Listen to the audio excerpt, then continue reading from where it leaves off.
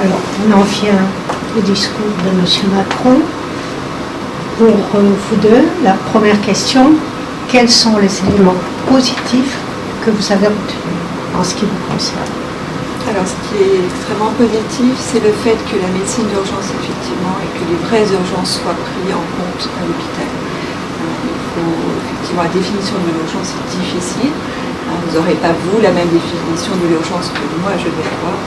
Mais il faut concentrer, effectivement, les moyens de la médecine d'urgence pour des pathologies, effectivement, graves, qui nécessitent un plateau technique. Et de l'autre côté, avoir effectivement des petites urgences, entre guillemets, accessibles à tous nos concitoyens.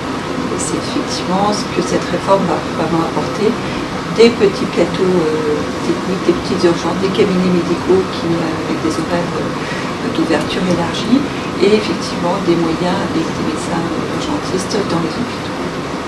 Pour vous, docteur Carré, qui faites partie justement de l'association ONU, vous avez une vision plus globale des éléments positifs. Vous en avez quand même? Oui, mais avant les éléments positifs, il y a d'abord un regard mitigé. Mitigé pourquoi? C'est un Big Bang du système de santé annoncé, c'est un cap qui a été annoncé, mais un cap dans la tempête. Aujourd'hui, ce n'est pas ma parole, c'est celle d'analyse de tout le monde. Il y a rupture, il y a crise, et on est arrivé au bout d'un système.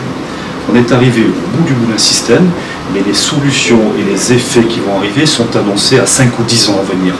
Donc c'est un peu inquiétant, c'est-à-dire que c'est un patient qui va justifier des soins de réanimation, et en termes de remède, on va lui expliquer qu'on va le réanimer, mais ce sera efficace que dans 8 ou 9 mois.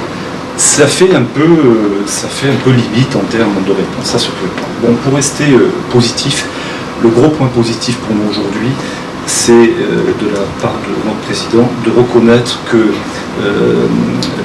la T2A et les lois HPST, c'est-à-dire privilégier la quantité à la qualité, ont été une aberration monumentale pour notre système de santé.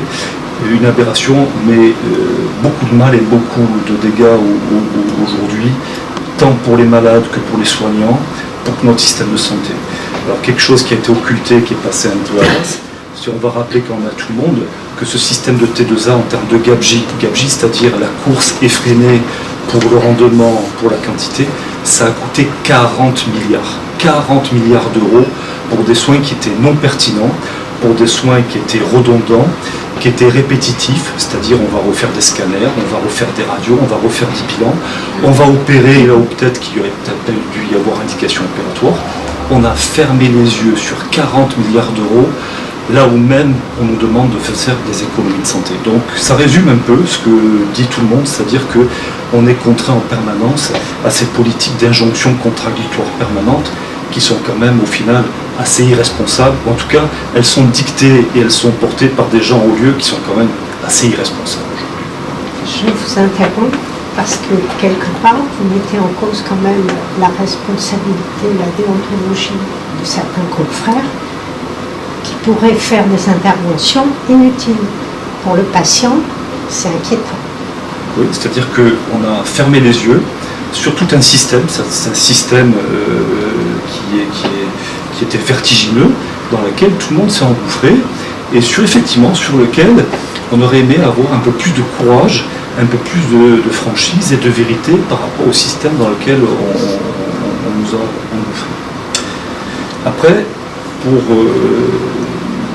dans l'intervention de M. Macron, il y a aussi quelque chose de positif que je trouve, c'est-à-dire que derrière ce qui s'est passé, à travers la stigmatisation de la médecine d'urgence, à travers les dossiers de Strasbourg et autres dossiers, je salue la parole de M. Macron qui a reconnu derrière, il a reconnu la qualité de nos services d'urgence, l'investissement des équipes, la compétence des équipes et la rapidité de nos services d'urgence, que ce soit en hélicoptère ou en équipe de SMUR ou nos équipes d'urgence des chocages, c'est un point. Mais il a aussi reconnu porter la responsabilité de ce qui s'est passé et des dérives aujourd'hui. Il a dit nous sommes responsables, c'est nous qui devons endosser la responsabilité de tous ces dysfonctionnements et de là où est arrivé notre système de santé. Et ça, que le président de la République endosse cette responsabilité au niveau de l'État de la Nation, je lui en suis profondément reconnaissant, au même titre de le voir reconnaître cet investissement de nos équipes.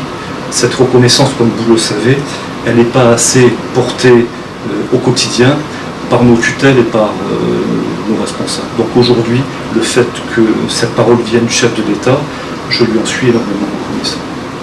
Est-ce que vous partagez de votre part l'analyse de Tout à fait, Dr. K. tout à fait. Le chef de l'État sur la a été- T2A?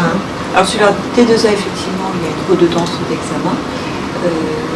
Quelquefois, effectivement, on ne communique pas suffisamment entre praticiens concernant en fait un patient. C'est pas du tout quelque chose qui est... Il y a effectivement des moments où effectivement on fait des multiplications d'examens. Il y a en revanche des patients qui ont un parcours de soins qui est tout à fait limpide et tout à fait correct. Attention, c'est pas du tout comme ça que ça se passe partout. Mais il faut reconnaître qu'il y a des moments, effectivement, il y a une redondance d'examen et cette codification à l'acte, effectivement, avait effectivement des méfaits. Moi, je rebondis plutôt, surtout sur le fait que le président, effectivement, ait salué effectivement le professionnalisme des équipes dans les services d'urgence. C'est un métier qui est difficile, que les équipes font, les gens font par passion, mais avec quelquefois des moments où la fatigue, des moments de grande émotion, des moments, ce sont des personnels qui restent professionnels et qui aiment leur métier. Ce qui est également important à souligner, c'est qu'on a des médecins et des équipes qui sont effectivement engagées dans leur métier. Et la dernière chose, il a parlé de réorganisation effectivement de la médecine en général en France. C'est également notre cheval de bataille, c'est une réorganisation. Comment être plus performant avec les moyens que nous avons et avec des équipes engagées pour une qualité de soins.